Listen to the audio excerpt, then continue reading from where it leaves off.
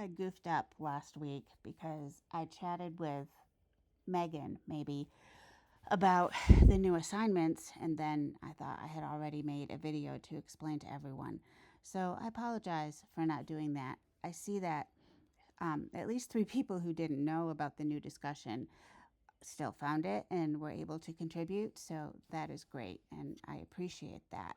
Another new addition that I believe will be useful, and I need to make a Dropbox for this new edition as well, because it's a version of the rhetorical analysis that might be easier for everyone to complete. So where on earth did I... Okay, so we have this thing called the rhetorical analysis Make Your Own Adventure. And briefly described, it's a OneDrive document. And as we were discussing the idea of how literature can show a nation how it treats certain questions, like, I forgot what they call things that you don't discuss, but anyway, lies of omission, I guess.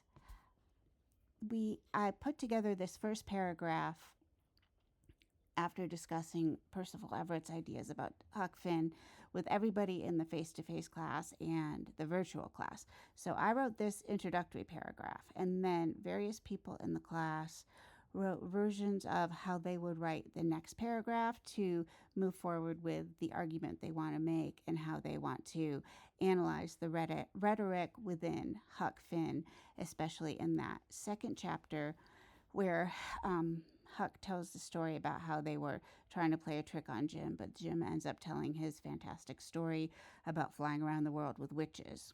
So these are kind of first, second paragraph examples that you can use or write your own. Definitely go ahead and use the very first paragraph.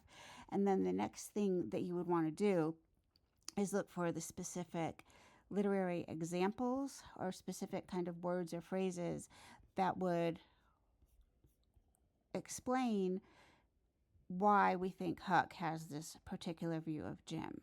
So, for example, if Huck has a kind of natural man, very pure view of Jim and actually sees Jim as a human to the extent that he values Jim's storytelling and values Jim's presence in the world, that he actually respects Jim more than he does anyone else. He likes Tom for his stories, but Jim tells the best stories. Therefore, Jim is the biggest character and the most admirable character in Huck's eyes. Huck doesn't understand slavery, and he uses the N-word because that's the world, the silo that he lives in. But his view of Jim, with the detail he uses in talking about Jim and his attention to Jim, suggests that he truly sees Jim as a human being, a fascinating person, and definitely not someone who is less human or less intelligent or less anything than he is. It even seems like Huck convinces himself to believe Jim's fantastic stories. So you would use specific example from the short reading here that show Huck's admiration for Jim. And I will create a Dropbox so that you can add to, of course, you can click on the OneDrive link and you can add whatever you want to. But then you can choose whatever you want from the OneDrive link and you can submit it as an alternate rhetorical analysis. I will put that right below the OneDrive link. And I think if you're following this quick description that it will be a fairly easy way to write a paper, with the exception that writing things collaboratively, as the OneDrive link asks us to do, isn't always easy. And I'm going to call this the alternate rhetorical analysis. And the prompt is, how does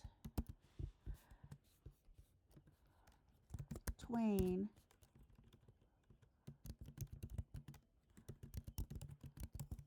how and why does Twain want readers to see Jim through Huck's eyes?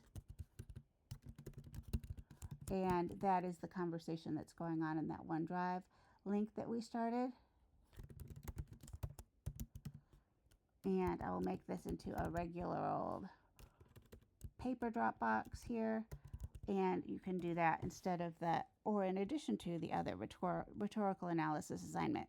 And please feel free to add whatever you want to the OneDrive document, because I think that's a good place. I have to continue to fix this later, but I think that's a good place to proceed. The other thing that you are most welcome to do is to go all the way back up here to the magazine culture, or no, Reconstruction and Rights, where we have a OneDrive document about Frances Harper.